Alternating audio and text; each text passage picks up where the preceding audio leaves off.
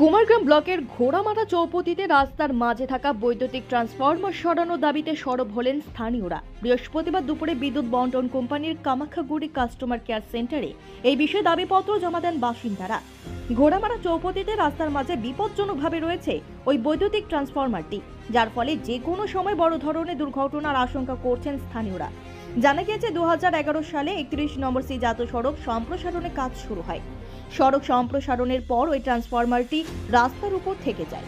সেটি সরানোর জন্য বিদ্যুৎ বন্টন কোম্পানির তরফে কোনো উদ্যোগ নেওয়া হচ্ছে না বলে অভিযোগ করেন স্থানীয়রা। এদিন বিদ্যুৎ বন্টন কোম্পানির কামাখ্যাগুড়ি কাস্টমার কেয়ার সেন্টারের এই বিষয়ে লিখিত দাবিপত্র জমা করেন।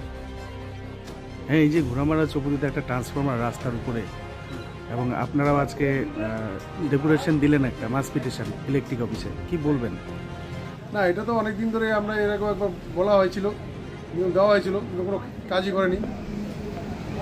কিন্তু এটা সরানো খুবই দরকার। এরকম দুর্ঘটনা ঘটছে, ছোটো মোটো দুর্ঘটনা। আমরা চাই বড় দুর্ঘটনার আগে যদি এটা সরিয়ে নেয় তাহলে খুবই ভালো হবে আমাদের এই ট্রান্সফরমারটা। আর আজকে আমরা যে এটার জন্য একটা অফিসে একটা লিখিত অভিযোগ করলাম।